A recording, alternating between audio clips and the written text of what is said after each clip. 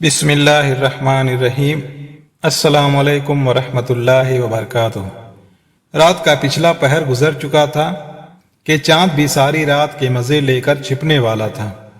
یثرب کے ایک اعلیٰ کھجور کے باغ میں ایک خوبصورت گھر تھا۔ گھر میں ایک کمرے میں یہودیوں کے سب سے بڑے عالم امام حسین بن سلام توریت کا مطالعہ کر رہے تھے۔ اس دن بھی وہ توریت کا وہی حصہ کا مطالعہ کر رہے تھے جس حصے میں آخری نبی صلی اللہ علیہ وسلم کے ظہور کی بشارت تحریر ہے۔ حسین کچھ عرصے سے محسوس کر رہے ہیں کہ وہ جب بھی توریت کی ان آیات کا مطالعہ کرتے ہیں تو انہیں عجیب و غریب کیفیت سے گزرنا پڑتا ہے۔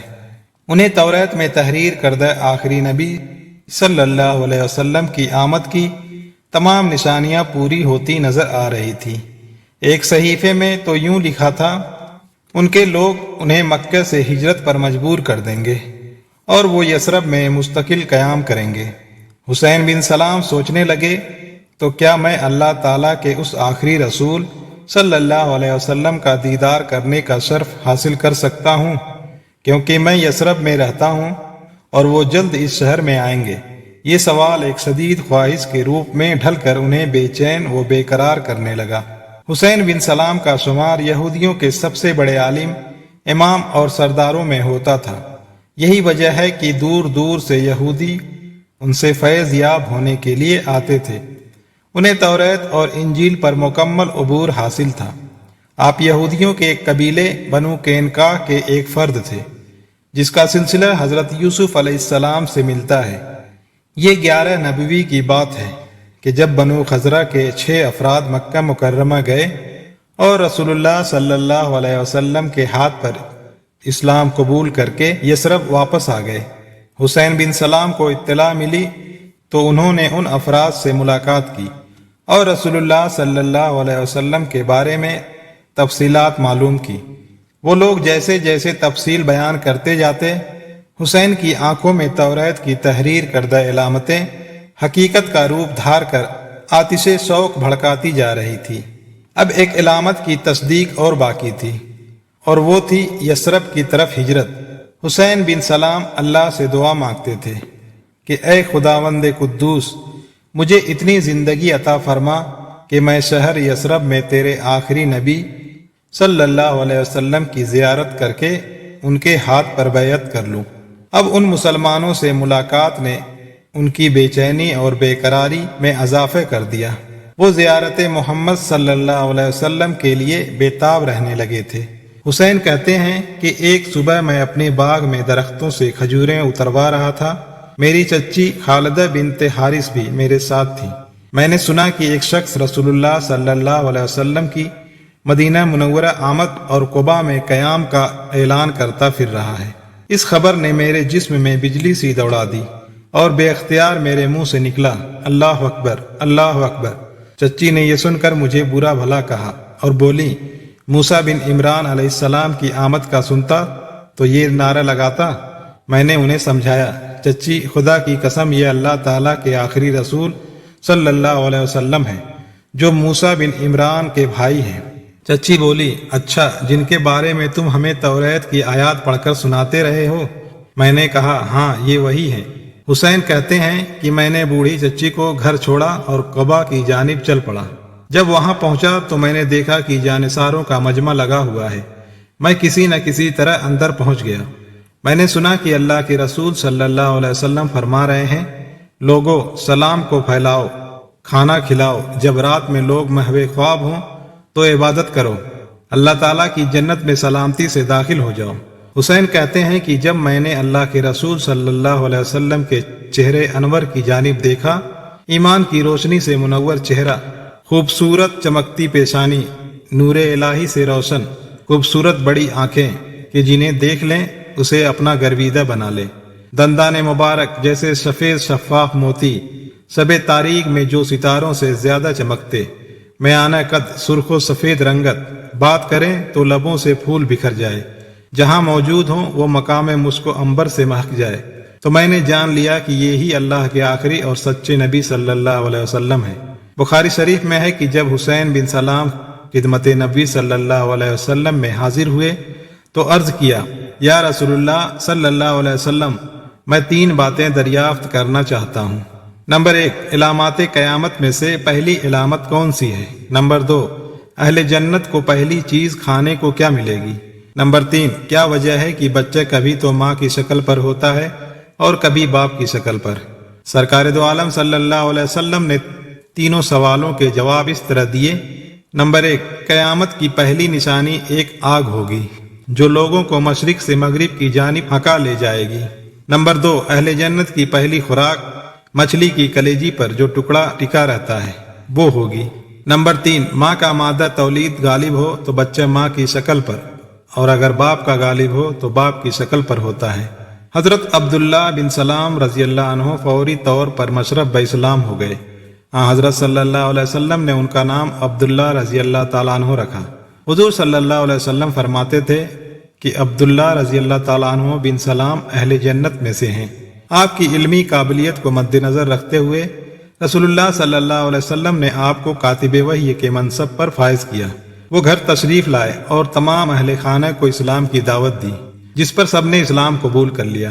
ان میں آپ کی چچی حضرت خالدہ رضی اللہ تعالیٰ عنہ بھی شامل تھیں، لیکن آپ رضی اللہ تعالیٰ عنہ نے گھر والوں کو ہدایت کی کہ فی الحال چند دنوں کے لیے اپنے مسلمان ہونے کو ظاہر نہ کریں۔ گھر والوں کو مشرف باسلام کر کے آپ رضی اللہ تعالیٰ عنہ واپس نبی کریم صلی اللہ علیہ وسلم کی مجلس میں تشریف لے گئے۔ حضرت عبداللہ بن سلام رضی اللہ عنہ نے رسول اللہ صلی اللہ علیہ وسلم سے عرض کیا، یا رسول اللہ صلی اللہ علیہ وسلم، سب یہودی جانتے ہیں کہ میں ان کا سردار اور ان کے سردار کا بیٹا ہوں۔ آپ صلی اللہ علیہ وسلم ان سے میرا حال تو دریافت فرمائیے۔ رسول اللہ صلی اللہ علیہ وسلم نے یہودیوں کو بلوا لیا۔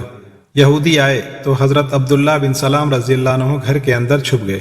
رسول اللہ صلی اللہ علیہ وسلم نے یہودیوں کو اسلام کی دعوت دی، مگر انہوں نے قبول کرنے سے انکار کر دیا۔ پھر رسول اللہ صلی اللہ علیہ وسلم نے ان سے پوچھا، اچھا یہ بتاؤ کہ حسین بن سلام تم لوگوں میں کیسے آدمی ہیں؟ انہوں نے کہا، وہ ہمارے سردار ہیں، ہمارے سردار کے بیٹے ہیں، ہم سب سے زیادہ عالم اور ہم سب سے زیادہ عالم کے بیٹے ہیں، وہ ہم سب سے بہتر اور ہم سب سے بہتر آدمی کے بیٹے ہیں۔ رسول اللہ صلی اللہ علیہ وسلم نے فرمایا، اگر وہ مسلمان ہو جائیں۔ یہودی کہنے لگے، وہ ہرگز مسلمان نہیں ہوں گے۔ رسول اللہ صلی اللہ علیہ وسلم نے فرمایا، اے ابن سلام، باہر آؤ۔ حضرت عبداللہ رضی اللہ تعالیٰ عنہ باہر آئے اور کہا، اے یہودیوں، اللہ سے ڈرو، تم جانتے ہو کہ یہ اللہ کے رسول صلی اللہ علیہ وسلم ہیں اور حق کے ساتھ آئے ہیں۔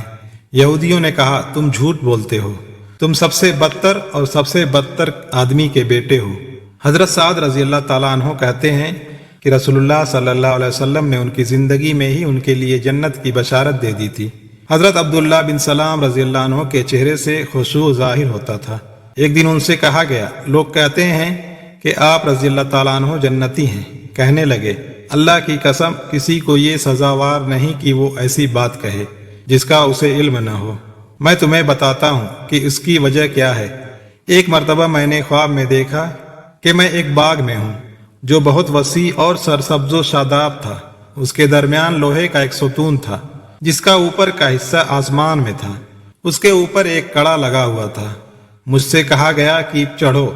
میں نے کہا، میں نہیں چڑھ سکتا۔ پھر ایک خادم آیا، اس نے پیچھے سے مجھے اٹھایا، پھر میں اس پر چڑھ کر اس کی بلندی تک پہنچ گیا اور وہ کڑا پکڑ لیا۔ پھر مجھ سے کہا گیا، مضبوطی سے پکڑے رہو۔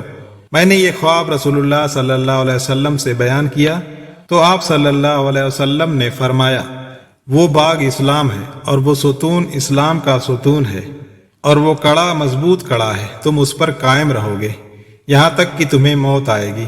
حضرت عبداللہ بن سلام رضی اللہ عنہ نے غزوہ بدر اور احد میں شرکت کی یا نہیں، اس بات پر سیرت نگاروں میں اختلاف پایا جاتا ہے۔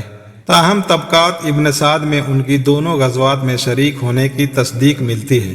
البتہ غزوہ خندق کے بعد ہونے والے غزوات میں وہ شریک رہے۔ اپنے وقت کے بہت بڑے فقیہ اور قرآن پاک کے عالم حضرت معاذ بن جبل رضی اللہ تعالیٰ عنہ کا جب آخری وقت آیا تو لوگوں نے ان سے وصیت کی درخواست کی۔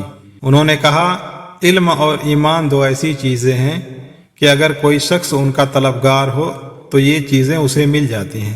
تمہیں اگر علم کی طلب ہو تو اسے 4 لوگوں سے حاصل کرو، عبداللہ بن مسعود رضی اللہ عنہ، سلمان فارسی رضی اللہ عنہ ابو الدرداء رضی اللہ عنہ اور عبداللہ بن سلام رضی اللہ عنہ۔